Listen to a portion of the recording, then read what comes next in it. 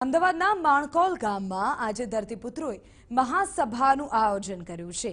અમદાવાદની આસપાસના 32 ગામના ખેડૂતો આ મહાસભામાં જોડાવાના છે। ખેડૂતોએ ફતેવાડી કેનાલમાં સિંચાઈ માટે નર્મદાનું પાણી નિયમિત રીતે આપવાની માંગ કરી છે। આ ઉપરાંત સાણંદ, બાવળા અને વિરમગામને જોડતી નવી કેનાલ બનાવવાની પણ માંગણી છે। નોંધનીય છે કે ગયા વર્ષે ઓછા વરસાદને કારણે પૂરતું પાણી મળી શક્યું નહોતું, જેને કારણે ખેડૂતો છેલ્લા એક વર્ષથી સરકારને પાણી આપવાની માંગ કરી રહ્યા છે। 50,000 એકર જેટલી જમીનને પાણી ન મળવાને કારણે સીધી અસર થઈ છે, જેના કારણે સમસ્યાનું નિરાકરણ લાવવા ખેડૂતોએ આ મહાસભાનું આયોજન કર્યું છે।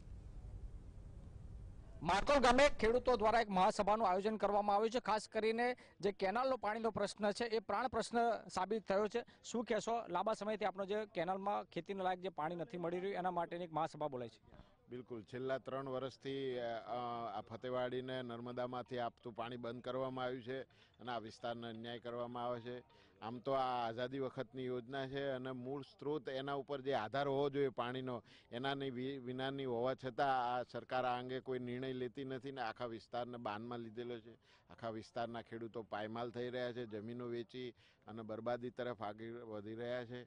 છેલ્લા 3 વર્ષથી દુષ્કાળનો સામનો કરી રહ્યા છે અને અમારી સતત રજૂઆતો છે કે ફતેવાડી કમાન્ડ એરિયાને નર્મદામાં સમાવેશ કરવો અથવા તો વૈકલ્પિક વ્યવસ્થા કરે, સરકાર સંત સરોવરમાંથી વ્યવસ્થા કરે, જ્યાંથી કર્યું હોય ત્યાંથી ધરોઈમાંથી આપે। પરંતુ આખા ગુજરાતને જ્યારે રાજ્ય સરકાર પાણી પૂરું પાડતી હોય ત્યારે અમદાવાદ જિલ્લો આટલો નજીક હોવા છતાં પાછળ સુજલામ સુફલામથી ઉત્તર ગુજરાતના અને સોની યોજના દ્વારા આખા સૌરાષ્ટ્રને પાણી પૂરું પાડે છે, ત્યારે આ વિસ્તારને અન્યાય થઈ રહ્યો છે અને અમે આ અન્યાયને સહન નહીં કરીએ।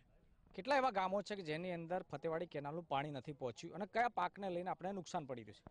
200 થી 250 ગામો એવા છે જે ફતેવાડી કેનાલનું પાણી મળતું નથી અને જે છેલ્લા 3 વર્ષથી પાણી નથી આપતા આ લોકો અને ઈરાદાપૂર્વક જ પાણી આ વિસ્તારનો અન્યાય કરે છે। ગઈ વખતે તો એવું હતું આ વિસ્તારને એમ કે સરકારની વિરુદ્ધમાં ધારાસભ્ય છે એટલે કદાચ પાણી નહીં આપતો હોય, પણ આ વખતે સરકારની તરફેણમાં ધારાસભ્ય છે તે છતાં આ વિસ્તારનો અન્યાય કરવામાં આવે છે પાણીનો। આ વિસ્તારને અન્યાય થઈ રહ્યો છે, ખાસ કરીને આપણે રજૂઆત કરી છે, કોને કોને રજૂઆત કરી છે સરકારમાં? સૌથી પહેલાં તો મુખ્ય જરૂરિયાત ખેડૂતોને પાણીની હોય। પાણી વગરનો ખેડૂત લગભગ પાંગળો જ કહેવાય। ખેડૂતને પાણી ના આવવાથી બહુ મોટું નુકસાન આર્થિક રીતે ફટકો પડેલ છે। અમે વારંવાર રજૂઆત કરી, રેલી કરી, છતાં પણ સરકારના કાને અમારી વાત અથડાતી નથી। આ તમે બાજુના કેમેરામેનને વિનંતી કરીશ કે બાજુના ખેતરમાં કેમેરો ફેરવા, આ પડતર પાણી વગરના પડી રહ્યા છે। હાલ ખેડૂતો દેવાદાર બની ગયા છે અને પાણીની અછતના કારણે અમારા ઢોર ઢાકર ભૂસે મરવાનો વારો આવે છે। લગભગ ખેડૂતો અત્યારે ઘરેણા વેચી અને પોતાનું ગુજરાન ચલાવી રહ્યા છે। આ વિસ્તારનો તમે જુઓ, આખો નળકંઠો હાવ પછાતમાં પછાત, જો કોઈ પણ વિસ્તાર હોય ગુજરાતનો તો એ નળકંઠો છે। નળકાંઠો વિસ્તાર છે, પછાત ખેડૂતભાઈ કહી રહ્યા છો, શું કહેશો તમે? અમે વારંવાર રજૂઆત કરેલી, વિધાનસભામાં ભૂપેન્દ્રસિંહભાઈ મળેલા, ભાઈ નીતિનભાઈ પણ મળેલા, પણ વારંવાર રજૂઆત કરવા છતાં અમને કોઈ પણ ન્યાય આપવા બાબત એમની અમારી કોઈ જવાબ આપતા નથી। વારંવાર સરકારને રજૂઆત કરવામાં આવી છે, છતાં પણ સરકાર તરફથી યોગ્ય પગલાં નથી ભરી રહેવામાં આવ્યા અને જે ખેડૂતોને પાણીનો જે પ્રશ્ન છે અત્યારે વિકટ પરિસ્થિતિમાં ખેડૂતો સામનો કરી રહ્યા છે। જે ખેતીલાયક જે પાણી છે નથી મળી રહ્યું ને એને લઈને જ માણકોલ ગામ ખાતે ખેડૂતો દ્વારા એક મહાસભાનું આયોજન કરવામાં આવ્યું છે। કેમેરામેન તોસીફ મલિક સાથે અજીતસિંહ ચૌહાણ, TV9 સાણંદ।